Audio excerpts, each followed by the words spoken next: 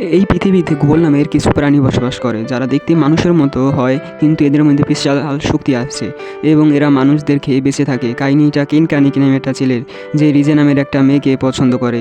যে রিজা নামের মেয়ের সাথে ডেটে যায় এবং ডেটের মাধ্যমে সে জানতে পারে সে এটা একটা ঘোল এবং রিজে খেতে চায়। খাওয়ার আগে রিজে কানাকিকে অনেক কষ্ট দেয়, কিন্তু এরই মধ্যে কনস্ট্রাকশন এলাকার কিছু ভারী জিনিস রিজের গায়ে এসে পড়ে এবং রিজে মারে যায়, কিন্তু কানাকি বেঁচে যায়, কিন্তু অনেক খারাপভাবে ঘায়েল হয়।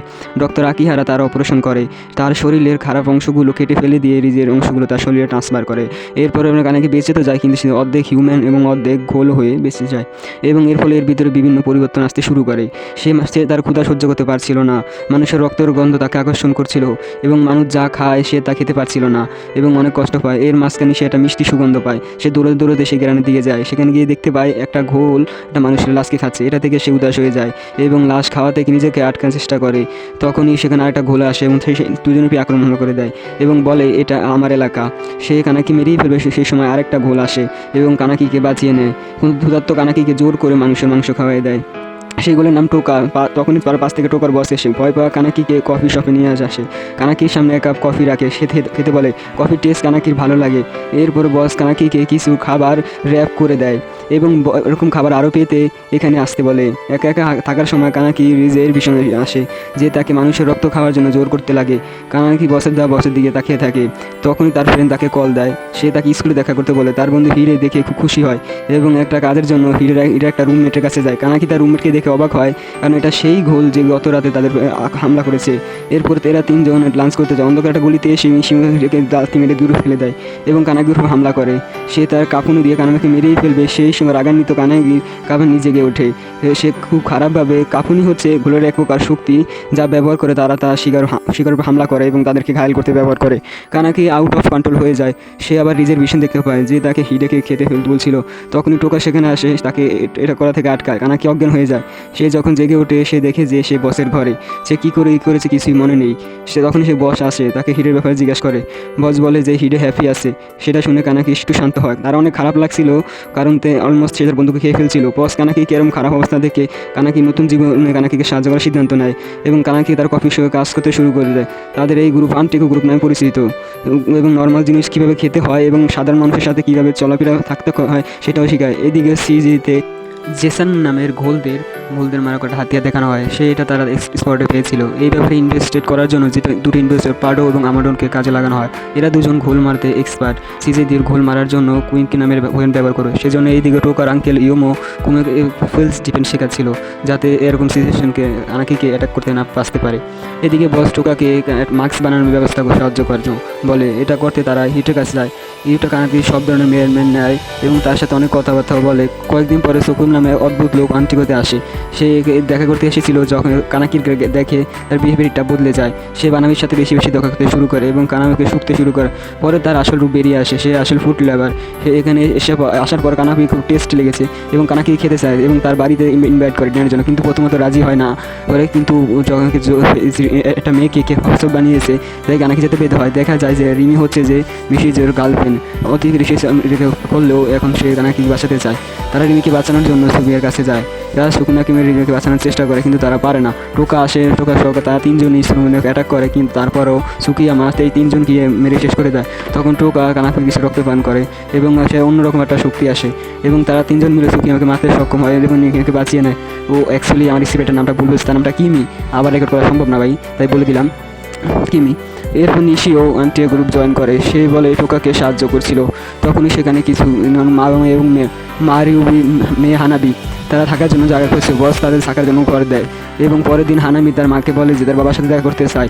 সে জিদ করতে লাগে এবং তার জিদ করতে করতে থেকে চলে যায়। রিমি হানামিকে বোঝানোর চেষ্টা করে যে তারা শীঘ্রই তার বাবার সাথে দেখা করতে পারবে এবং সত্য এটাই যে তার বাবার রিক্সি বিজনেস ফেসে আছে, যাকে জেসন নামের গোলের হাতিয়ার বানানোর জন্য বাধ্য করা হয়েছে। হানামিকে খুশি করার জন্য রিওক তাকে একটা বইয়ের দোকানে নিয়ে যায় এবং সেখানে তার বাবার জন্য কিছু গিফট কিনে। তখনই হানামির বাবার গন্ধ পায় এবং সে গন্ধ ফলো করতে করতে, কিন্তু সেখানে আমান এবং মডো ছিল, তারা হানামিকে মেরেই ফেলবে। সেই সময় রিওকে কাকুনি ব্যবহার করে তাকে দূরে সরানোর চেষ্টা করে এবং হানামিকে পালিয়ে যেতে বলে। হানামি এসে দূরে রাস্তায় তার সাথে কানাকির সাথে দেখা হয়। সে তাকে সব খুলে বলে এবং কানাকি সেখানে যায়, কিন্তু লুকিয়ে লুকিয়ে দেখা ছাড়া কোনো উপায় ছিল না এবং সেখানে রিউকাকে মেরে ফেলা হয়। সেখানে তারা জানতে পারে যে হানামির বাবাকেও মেরে ফেলা হয়েছে, কারণ মারো তার কাকুনি দিয়ে হাতের সে হাতিয়ারটা বানিয়েছে। এই ঘটনার পর তারা অনেক কষ্ট পায় এবং টোকার ইনভেস্টরকে মারাতে প্ল্যান করে এবং তাদের হামলা করে, কিন্তু এরকম করার জন্য বস তারপরে রেগে যায়। তার বাবা হারানোর কষ্টে সে হানামি ঘর ছেড়ে পালিয়ে যায়। টোকো এবং কানাকি জানতে পেরে দুজনেই হানামিকে অনেক খোঁজার চেষ্টা করে। হানামি একটা ব্রিজের নিচে যায়, যেখানে সে একটা ফ্যামিলিয়ান গন্ধ পায়। সে দেখতে পায় একটা ব্যাগের মধ্যে তার মায়ের বডিগুলোকে কেটে পিস পিস করে রেখে দেওয়া হয়েছে। সেটা দেখে চিৎকার করে, যেটা আমারও অনেক খারাপ লেগেছে। তারা শুনতে পায় কানামি ও টোকা সেদিকে দৌড় দেয়। সেদিকে কানামি উপর থেকে দেখে কেউ তাকে ফলো করে। সে বুঝতে পারে এটা ট্র্যাপ। সে সেই লোকটাকে থামানোর চেষ্টা করে, তার আমার সাথে মারামারি করে না, যাতে সে বুঝতে পারে যে সব গোল একরকম হয় না, কিন্তু বেশিক্ষণ ধরে আমনকে কাটতে পারে না। তাই সে শক্তি বাড়ানোর জন্য আমনকে কামড়ানোর চেষ্টা করে। সে আমানের ঘাড়ে কামড় মেরে তার রক্ত খায় এবং শক্তি বাড়িয়ে তার কাগুন ব্যবহার করে আমানের হাতিয়ার ভেঙে দেয়। সে আমানকে মেরে ফেলার আগে পালিয়ে যেতে বলে, তা আমাকে মারতে চায় না। আবার সে কন্ট্রোল হারিয়ে ফেললে সে নিজেকে আটকাতে পারবে না। একটু পরে তাই হয়। আমন পালিয়ে যাওয়ার কাহিনী হয়ে তার কন্ট্রোল হারিয়ে ফেলে। সে ইউমো আসে, সে কাগুন দিয়ে ইউমোকে অ্যাটাক করে, কিন্তু ইউমোকে কন্ট্রোল আনতে সক্ষম হয়। এদিকে টোকা দেখতে পায় যে হানামি সে ব্যাগটাকে জড়িয়ে কাটছে। তখনই সেখানে মাডো আসে। মাডমে হানামির মা এবং বাবা দুজনের কাকুনি ব্যবহার করে একটা শক্তিশালী ওয়েপেন বানিয়েছে। সেটা ব্যবহার করে সে তাদের উপর আক্রমণ করে। সে টোকাকে খুব খারাপভাবে ঘায়েল করে দেয়। এবার হানামিকে ধরে, কিন্তু হানামি করার আগে হানামি তার কাকুনি ব্যবহার করে, যেটা তার মা এবং বাবা দুজনের কম্বিনেশন। সে অনেক খারাপভাবে মারে, তাকে ছুঁড়ে ফেলে, তার পা কেটে ফেলে এবং অবশেষে টোকাকে মেরে ফেলে। তারপরে এরা ফিরে আসে। কয়েকদিন পরে দেখা যায় যে সবাই এই ঘটনা থেকে নিজেকে কাটিয়ে উঠতে সক্ষম হয়েছে।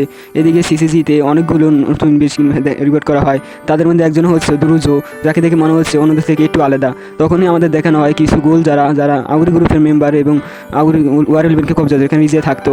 একদিন একটা লোক যার নাম বিনজো, সে রিজেকে খুঁজতে খুঁজতে কানাকির ক্যাফে আসে। সে দেখে যে যাকে রিজে কোথায়। তখনই সে কানাকির রিজের গন্ধ পায়। সে মনে করে যে কানাকি হয়তো বা তাকে বয়ফ্রেন্ড হবে। সে রেগে বেঞ্জো তাকে মারতে শুরু করে, কিন্তু অজান্তে কানাকির মাথা তার মুখে লাগে। সে অজ্ঞান হয়ে যায়।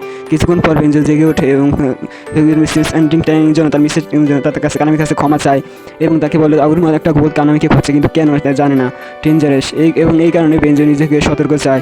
বেঞ্জো রিজেকে হেল্প এই জন্য করতে চায়, সে রিজেকে ভালোবাসে। তখন জানলা দিয়ে একটা ছেলে আসে এবং সে বেঞ্জোকে লাথি মেরে ফেলে দেয়। এই ছেলের নাম আয়াটো। এতগুলো নাম মুখস্থ রাখা আমার স্ক্রিপ্টে সম্ভব না, আর আমারও লেখা সম্ভব না। এরপরে টোকা দেখে হাসাহাসি করে। আয়াতো আউরিক একটা মেম্বার, সে রিজেকে খুঁজছে। তখনই সেখানে যে শোনো খুঁজছে। আসলে আগুন মেম্বাররা নিজেকে খুঁজছে, জেসনকে দিয়েছে। কিন্তু প্রথমবার যে রিজেকে দেখেছিল তখন রিজের হাতিয়ারটাকে ছিনিয়ে নিয়ে ফেলে দিয়েছিল। এই কারণেই হাতুড়িটা সেই ইনভেস্টরদের কাছে পৌঁছেছে এবং সেই দিকে জেসন তারপর রাগান্বিত। জেসনকে কানাকিকে রেজের গন্ধ পায় এবং তার কলগলার ধরে তারা উঠায়, তাকে ধুপুস মারতে মারতে পাটাকুটা করে মেরে ফেলে দেয়। সে এতটাই মারে যে একটা গোল বলে যে এই কাজটা পরে করণীয়। জেসনকে সাথে করে নিয়ে চলে যায়। এই ঘটনার পর ক্যাফের সকলের মাঝখানে একটা মিটিং হয়। সবাই কানাকিকে কীভাবে বাঁচানো যায় সেই ব্যাপারে কথা বলে। এই যে তারা নিজেই মরে যাক না কেন, কানাকিকে বাঁচাতেই হবে। সেখানে স্কিল আসে যে একসময় কানাকি খাওয়ার চেষ্টা করছিল, কিন্তু টোকা তার অবস্থা খারাপ করে দিয়েছিল এবং কানাকি বাঁচানোর জন্য সামনে গিয়ে আসে। এদিকে সিসিসিতে লড়াই করার প্রস্তুতি চলছে এবং ওয়ার্ড 11 আমনিগুর উপর হামলা করার প্ল্যান করে। সেখানকার আশেপাশে ঘরবাড়ি খালি করে কানাকি বন্ধুরাও বেশ বদলে ওয়ার্ড 11 দিকে রওনা দেয় এবং আগুরি যেখানে রয়েছে সেই বিল্ডিংয়ে চুপি চুপি প্রবেশ করে এবং সিসিজি আগুরিগুলোর মধ্যে লড়াই করার অপেক্ষা করে। যেটা সুযোগ নিয়ে তারা কানাকিকে বাঁচাতে কানাকিকে নিয়ে তারা একটা পার্সোনাল রুমে নিয়ে যায় এবং সেখানে কানাকিকে খুব অত্যাচার করে। সে তার পায়ের আঙ্গুলগুলোকে বারবার একের পর এক বারবার কাটতে থাকে। যখন আঙ্গুলগুলো কাটছে আবার বের হচ্ছে, তখন সে আঙ্গুলকে সে আবার কেটে দিচ্ছিল। এইভাবে তার উপর অত্যাচার চালিয়ে যাচ্ছিল। জেসনের কাজ বারবার করছিল এবং তাকে নাম্বার গুনতে বলছিল, যাতে কানাকি তার বসে থাকে, অজ্ঞান না হয়ে যায় এবং তার সাথে কী হচ্ছে সেটা যদি সে ফিল করতে পারে। তখনই কানাকি তার আবারও রিজার্ভেশন দেখতে পায়, যেখানে রিজে তাকে মায়ের ব্যাপারে জিজ্ঞাসা করে। কানাকির মা একটা ভালো মানুষ ছিল, যে তাকে বলতো যে কোনো কষ্ট যে অন্যের উপর দেওয়ার চেয়ে সে কষ্ট নিজের উপরে বেশি ভালো। তার মায়ের এরকম নৈতিকতার জন্য তার মা বেশি বয়স আগেই মারা গেছে। এটা রেজাকে বলতে লাগে যে তার মা কত ভুল ছিল। রেজে বলে যে আমরা সব কিছুই একসাথে নিয়ে চলতে পারি না, আমাদের যে একটা পেতে হলে আরেকটা জিনিসকে হারাতে হবে, তাছাড়া আমরা কিছুই পাবো না। কানাকি যে এরকম করে, কানাকি সবাইকে হারিয়ে ফেলবে, কানাকি করে বুঝতে শুরু করে। আমাদেরকে দেখানো হয় কানাকির আশেপাশে যতগুলো সাদা ফুল ছিল সবগুলো আস্তে আস্তে লাল হতে শুরু করে, যেটা পুনর্জন্মের সংকেত দেয়। কানাকির চুল সাদা হতে শুরু করে, হয়তো বা এখন তার চিন্তা দ্বারা বদলে ফেলেছে, তার মায়ের চিন্তা আলাদা এবং সে আগের মতো দয়ালু নেই। আক্রমণমুক্ত হয়ে গেছে। সে তার হাতের শিকলগুলো ভেঙে দেয় এবং জেসনকে মারার জন্য ঝাঁপিয়ে পড়ে। সে জেসনকে কামড়ায়, তার মাংস খেয়ে ফেলে এবং তার জাকানাকে পাওয়ারের সাথে তার কাবুন অ্যাক্টিভ করে এবং জেসনের উপর হামলা করে। জেসন কামানে কিছুই করতে পারে না। কানাকি জেসন শেষে কষ্ট দেয় যেভাবে সে জেসনকে কানাকি কষ্ট দিয়েছিল। কানাকি জেসনকে গণা শুরু করতে বলে 1000 পর্যন্ত এবং ততক্ষণ সে ধীরে ধীরে আস্তে আস্তে জেসনকে খাবে। সে ওকে কাউন্ট যেরকম একটু আগে জেসন সাথে করে বলেছে। এরপর আমাদের কানাকি নিজেকে অ্যাকসেপ্ট করার মাধ্যমে সিজন 1টা শেষ হয়ে যায়। এইদিকে আয়াসো এবং গোসু মাঝখানে এখনও চলমান। তার মধ্যে উদয় হলো নতুন আলটিমেট শক্তি কানাকি। কানাকি কাহিনী এখানে শেষ।